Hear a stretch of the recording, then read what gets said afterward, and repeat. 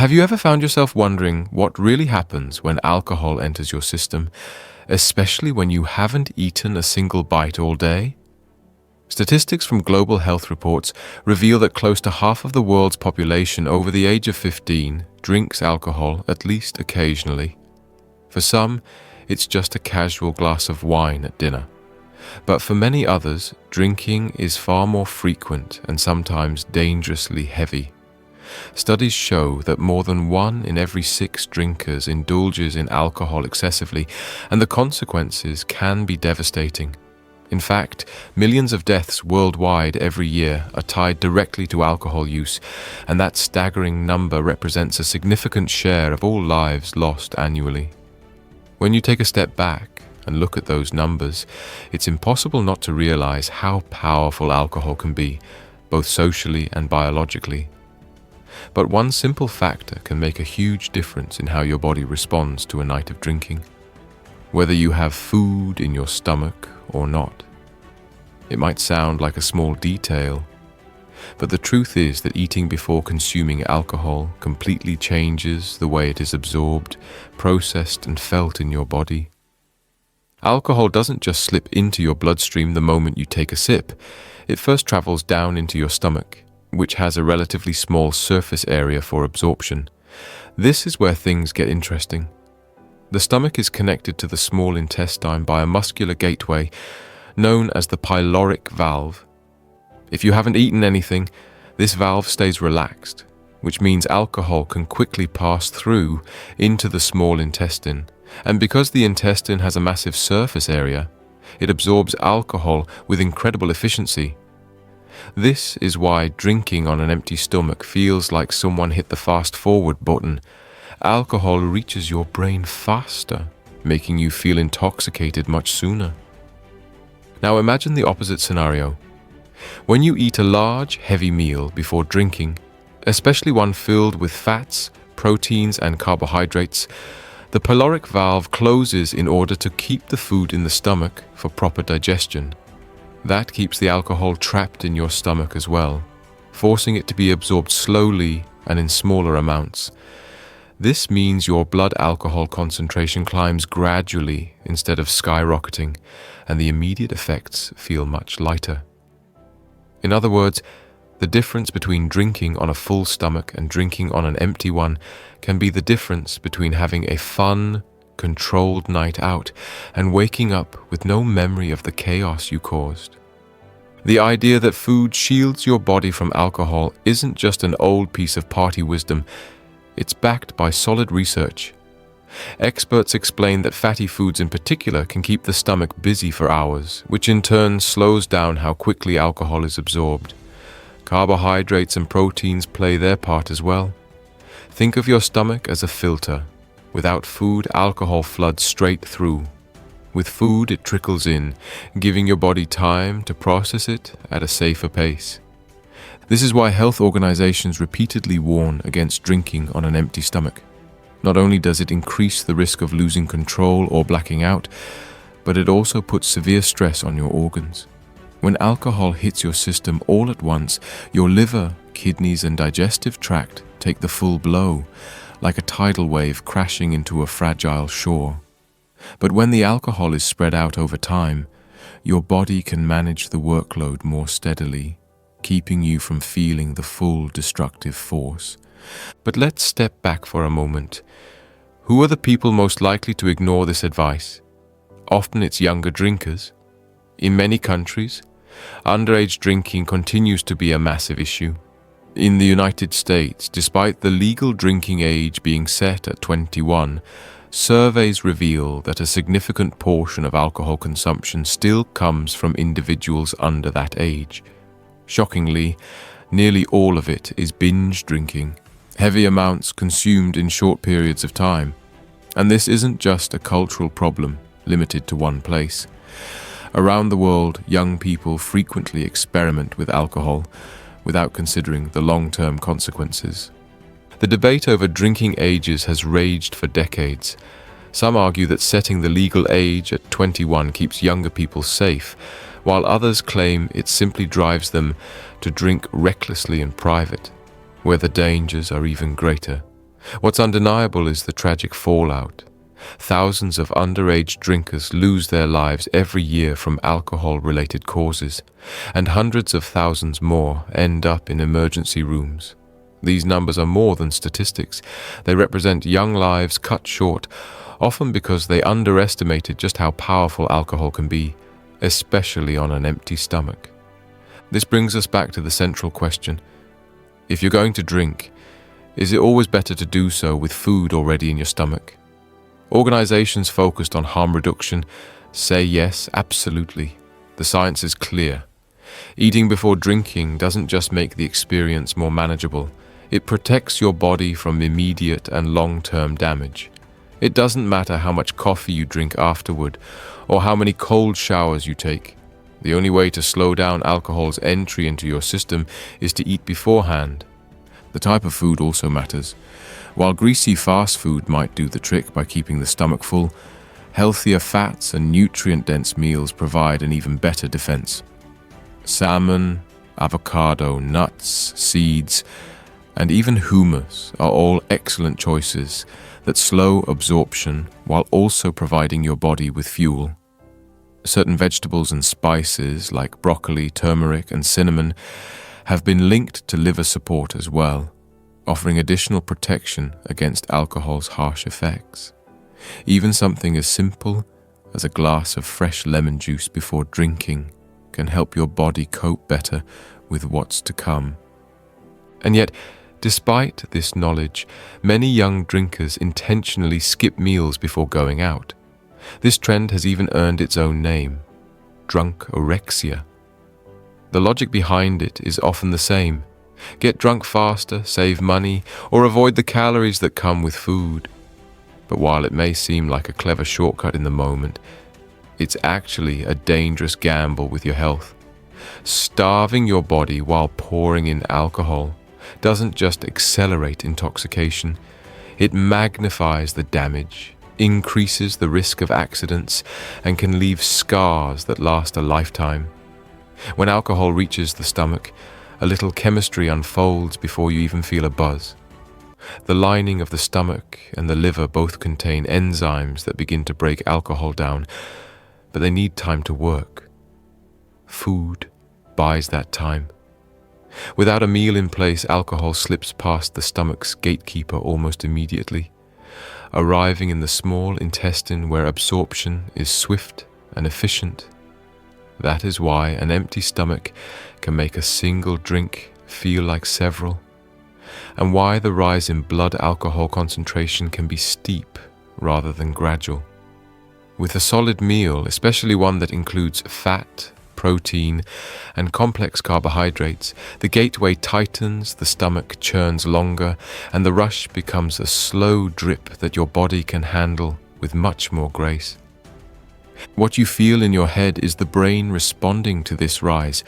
Alcohol amplifies the calming signals in your nervous system, while dampening the balancing signals that keep you alert, coordinated, and cautious. On an empty stomach, that shift happens fast. Reflexes slow, judgment loosens, and attention narrows. The part of your brain responsible for forming new memories becomes unreliable, which is why people sometimes experience partial or complete blackouts after drinking quickly on no food. Those gaps are not just forgetfulness, they are moments the brain never recorded, and a rapid spike in alcohol levels makes those gaps far more likely. Pacing matters as much as eating. Shots, chugging, or large gulps can overwhelm your system, whereas sipping and spacing drinks allow your liver to keep up. Carbonation can tip the scales the wrong way as well, nudging the stomach to empty sooner and pushing alcohol into the intestine faster. That is why sparkling mixers or bubbly wine can sometimes feel stronger than their still counterparts. Sweetness can be tricky too.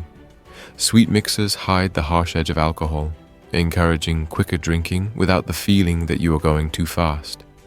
If you have not eaten, that stealthy speed becomes a perfect storm. Hydration is another quiet factor with loud consequences. Alcohol encourages fluid loss, and dehydration intensifies headaches, fatigue, and that dry, heavy feeling the next morning. Alternating water with each drink is a simple habit that pays off, and including electrolyte-rich foods or beverages earlier in the day adds a buffer. Coffee can make you feel more awake, but it does not make you less intoxicated, and cold showers, fresh air, and intense workouts do not lower the alcohol already in your blood. Only time lets your body clear it at a steady, limited rate. Eating before you start gives that clock a head start.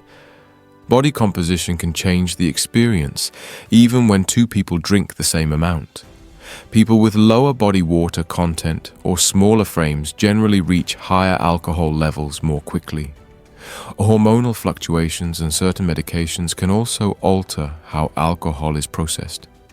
None of these differences are a license to push limits. They are reminders that the same plan does not fit everyone, and that a meal before drinking is a universal baseline that helps even the field. If someone is taking medicines that irritate the stomach, thin the blood, or affect the nervous system, starting with food becomes even more important because it reduces sudden peaks and lessens the insult to sensitive tissues. There is a reason stories about poor decisions and injuries often start with the phrase, "I had not eaten all day."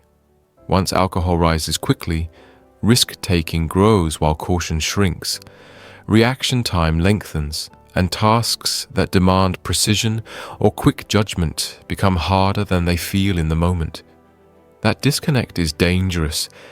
People believe they are fine because their confidence grows faster than their actual ability. A full meal reins in that overconfidence by preventing the early spike that makes you feel invincible. The stomach itself appreciates a cushion. Alcohol on bare tissue is irritating, and repeated irritation can encourage inflammation and discomfort that lingers long after the night ends. Food creates a physical barrier and slows contact between alcohol and the stomach lining, which reduces the immediate sting and the delayed aches. Think about how gentler the first sip feels after dinner, compared to the same sip first thing in the evening on an empty gut. That difference is not imagined. It is physiology you can feel. If you are planning ahead, the best move is to eat a balanced meal at least a short while before the first drink. Include a source of protein, such as eggs, fish, yogurt, beans, or lean meat. Add healthy fats such as avocado, olive oil, or nuts, and round it out with fiber from whole grains or vegetables. That trio delays emptying, steadies blood sugar, and keeps you satisfied so you are not tempted to swap dinner for another round. If the evening sneaks up on you and there is no time for a full plate, even a smaller option like a hummus wrap, a handful of mixed nuts with fruit, or whole grain toast with nut butter is far better than nothing. People sometimes wonder whether eating during or after drinking can undo the alcohol already absorbed. It cannot. Food that comes late will make you feel more grounded and can settle the stomach, but it will not pull alcohol out of your bloodstream. The goal is not to chase the train. It is to slow the train before it leaves the station. In the same way, throwing back water right before bed helps with dehydration, but does not change how much alcohol your liver still needs to process while you sleep. The most powerful step will always be the one you take before the first sip. A word about so-called shortcuts. Some try to stack caffeinated energy drinks with spirits to feel sharp while continuing to drink quickly. The alert feeling can be misleading, urging more rounds without the internal cues that normally slow you down. Others rely on sugary sodas, thinking the calories stand in for food, but liquid sugar does not anchor the stomach the way solid food does, and the combination of carbonation and sweetness may accelerate both pacing and absorption. None of these tactics substitute for a real meal, and all of them can mask the warning lights you would otherwise notice. A safer rhythm emerges when you set a clear start line with food, choose drinks that you actually taste rather than toss back, and build in pauses with water. That approach not only protects you in the moment, it also prevents the next day from being hijacked by nausea, dizziness, and regret. If you do wake up feeling off, gentle hydration, light food, and rest are your friends. Spicy, greasy breakfasts have a reputation for revival, but they can aggravate an already irritated stomach. Simple, bland options tend to go down easier until your system resets. There is also the habit some adopt of skipping meals on purpose before a night out because they think it will save calories or make the evening cheaper. It may feel efficient, but it trades short-term gains for long-term costs. The high comes faster, the control fades earlier, and the potential for harm multiplies. When someone tells you they can handle their drinks, what they often mean is that they have learned to respect pacing and preparation. The savviest drinkers are not the ones who push the limit. They are the ones who know how to avoid the cliff entirely, and eating first is the simplest way to move the cliff far from your path. If you have ever compared two evenings, one with dinner first and one without, you already know how dramatic the difference can be. With dinner, you feel social and steady. Without it, the room tilts sooner, the conversation blurs, and the night speeds by in jumps. That contrast is your body teaching a lesson more clearly than any chart could. Start with food, drink with intention. Give your body time, and you will keep your choices, your memories, and your tomorrow. When people talk about drinking smart, they often focus on the number of glasses, the strength of the liquor, or how late the night might run. Yet the quiet variable that changes everything is whether there is real food in your system. Think of alcohol like rain and your body like a landscape. If the ground is dry and cracked, a sudden storm rushes straight into the gullies and floods the lowlands. If the soil is rich and damp, the water soaks in slowly and evenly. A meal turns your body into that steadier landscape. It slows the rush, spreads out the impact, and keeps the terrain from washing away. Some people try to outsmart biology by skipping dinner on purpose. They want to save money, dodge food calories, or feel tipsy faster. The plan sounds clever, but it backfires. Hunger lowers mood and patience before the first sip, and once alcohol hits, it spikes quickly, which pushes judgment downhill at the very moment you most need a clear head. The result is not a lighter night. It is a roller coaster that starts steep and ends rough. If body composition, sleep, stress, or medication are already nudging your balance, that empty stomach turns a small risk into a big one. Consider two friends who meet for drinks. One arrives after eating a hearty plate with protein, healthy fats, and fiber. The other has been hustling since morning and has only had coffee and a pastry. They order the same cocktails at the same pace. After a short time, the friend who skipped food feels the floor tilt, speaks louder than intended, and loses track of how quickly the glasses are going down. The friend who ate feels a gentle lift, stays conversational, and keeps an even keel. Nothing mystical happened. The meal kept the stomach busy, held the gateway to the small intestine partly closed, and turned a flood into a trickle. The same amount of alcohol moved through two bodies along very different paths. There is also the issue of memory. The brain records experiences through effort and timing. When alcohol rises slowly, you may still feel hazy, but your mind keeps stamping events into place. When levels shoot up, the recording mechanism falters. People sometimes wake to find blanks where entire stretches of the night should be. That is not a moral failing. It is a neurochemical reality. Food helps by preventing the kind of spike that makes those blanks more likely. Protecting memory is not just about avoiding embarrassment. It is about keeping your timeline intact so your decisions remain yours. Even if driving is not part of your plan, speed matters because risk-taking grows as caution shrinks. On an empty stomach, the gap between how capable you feel and how capable you are widens. That is the point where accidents, arguments, and poor choices hide. Eating first narrows that gap. It steadies your hand, slows your speech enough for your thoughts to catch up, and helps you hear the quiet voice that says, "That last round can wait, that text can wait, that dare can wait." If you are thinking practically, prepare the way you would for a long day. Fuel up. A bowl with grains, vegetables, and a protein like fish or beans works. A wrap with hummus, greens, and avocado works. Yogurt with nuts and fruit works.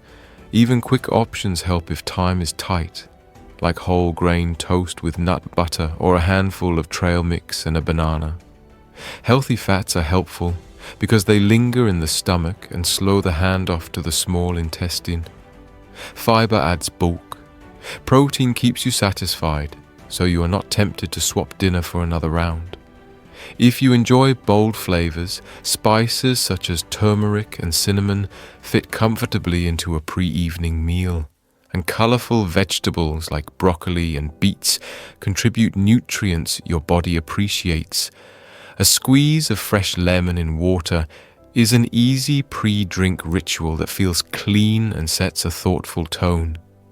As the evening unfolds, treat water like a companion, not a chore. Alternating with sips of water or sparkling water keeps your mouth from chasing sweetness and gives your liver manageable intervals. If you like bubbles in your cocktails, remember that carbonation can encourage the stomach to empty sooner, which nudges alcohol along faster. That does not mean you must avoid fizz, only that pacing matters even more when bubbles are in the glass.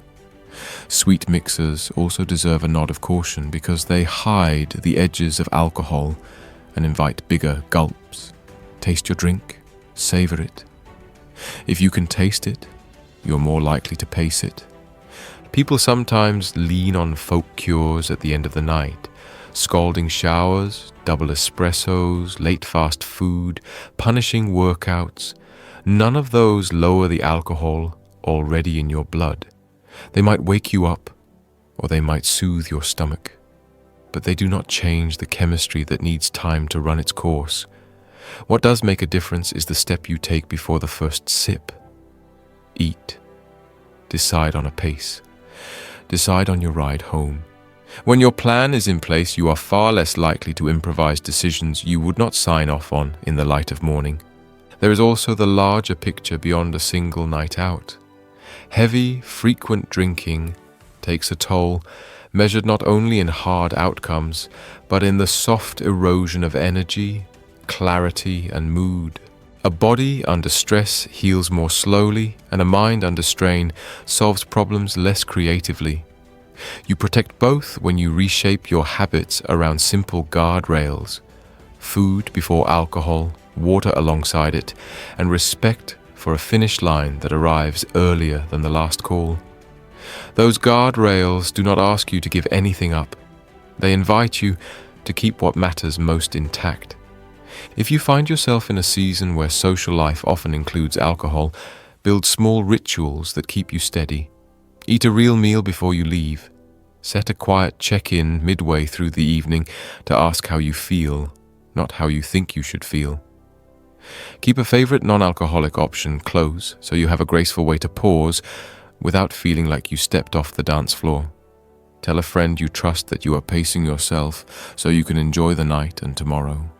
Small, honest habits often outperform grand resolutions because they work with human nature rather than against it. The same care applies to the young people in your orbit. Conversations about alcohol are more effective when they are practical rather than scolding. Share how food changes the experience, why speed is risky, and how the brain forms or fails to form memories when levels climb fast. Offer real alternatives that do not hinge on willpower alone. A meal before the party, a ride plan made early, a buddy system for pacing. The goal is not to lecture but to equip, because information paired with workable steps is how people of any age make safer choices. In the end, the message is simple and strong. If alcohol will be part of your evening, put food on your side first. A meal protects your stomach, slows absorption, preserves judgment, supports memory, and keeps the night in your hands rather than in the grip of a sudden spike. Coffee cannot replace that. Cold showers cannot replace that. Late snacks cannot replace that. Only a thoughtful start does what you hope the endgame tricks will do. So treat the first forkful like the first decision of the night. Eat well. Drink with awareness. Keep water nearby. Give your body the time it needs to do its quiet work. When you do, you trade chaos for control and regret for recall. You still get the laughter, the music, the conversation, and the snapshots that make a night worth remembering. You simply keep the ending you would choose, and you wake with the tomorrow that belongs fully to you.